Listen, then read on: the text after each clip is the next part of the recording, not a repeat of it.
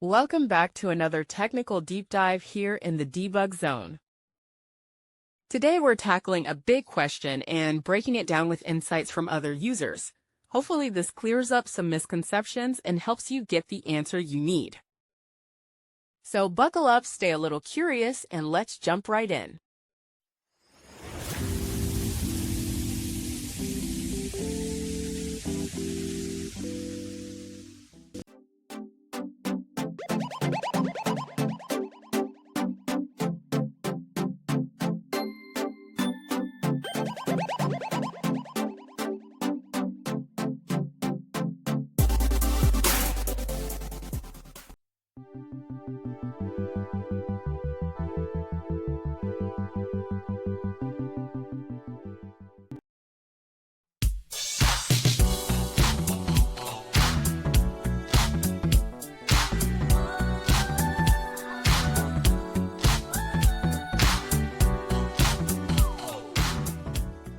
And that's a wrap.